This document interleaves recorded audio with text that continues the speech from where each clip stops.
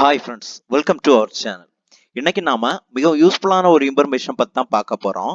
அதாவது தமிழகத்துல கலைஞரின் கனவு இல்ல திட்டத்தின் மூலமா 3100 கோடியில 1,00,000 வீடுகளை கட்டி கொடுக்க போறாங்க. இதற்கான நெறிமுறைகள் இப்ப வெளியாயிருக்கு. கடந்த தமிழக சட்டப்பேரவையில நிதியமைச்சர் தங்கம் தென்னரசு கலைஞரின் கனவு இல்ல திட்டம் தொடர்பான ஒரு அறிவிக்கையை கொடுத்திருந்தாங்க. அதாவது குடிசையில இருப்போருக்கு புதிசாக ஆர்சிசி கூரையுடன் கூடிய வீடுகளை கட்டி கொடுப்போம் அப்படின்னு சொல்லிட்டு இந்த திட்டத்தை பத்தி பேசியிருந்தாங்க.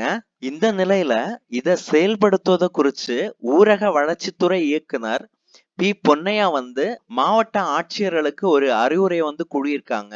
அதாவது தமிழகத்துல கலைஞரின் கனவு இல்ல திட்டத்தின் கீழ் 2024-25 நிதியாண்டில் ஒரு வீட்டுக்கு 3.10 லட்சம் என்ற அளவுல 1,00,000 வீடுகளை 3100 கோடி நிதி ஒதுக்கீடுல கட்டித்தர போறதா சொல்லியிருக்காங்க.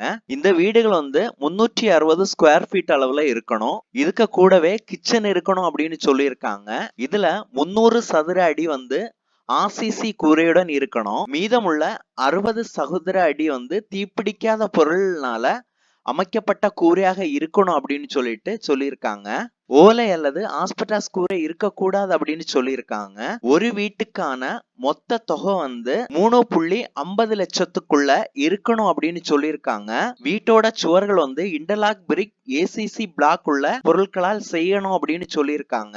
கூடவே மண்ணால கட்டப்படக்கூடாது. செலவை குறைக்கும் தொழில்நுட்பங்கள், விரைவாக கட்டுமானம் போன்றவற்றை அனுமதிக்கப்படும் அப்படின்னு சொல்லியிருக்காங்க. இதுல குறிப்பா குடிசையில இருப்பவங்க கேவிவிடி மற்றும் சர்வே பட்டியல்ல உள்ளவங்களுக்கு தகுதி அளிக்கப்படும் அப்படின்னு சொல்லியிருக்காங்க. கேவிவிடி சர்வே மற்றும் புதிய குடிசைகள் சர்வே விவரங்கள் வரும் 31ஆம் தேதிக்குள்ள ஊரக வளர்ச்சித்துறை இணையதளங்கள்ல பதிவேற்றம் செய்யப்பட வேணும் அப்படின்னு சொல்லியிருக்காங்க. இந்த திட்டத்துல கிராம ஊராட்சி தலைவர், கிராம ஊராட்சி உதவி பொறியாளர், வட்டார பொறியாளர், மண்டல துணை வட்டார வளர்ச்சி அலுவலர், வார்டு உறுப்பினர்கள் இவங்க சேர்ந்துதான் யாரு தகுதியானவங்க அப்படின்னு சொல்லிட்டு தேர்ந்தெடுக்க போறாங்க.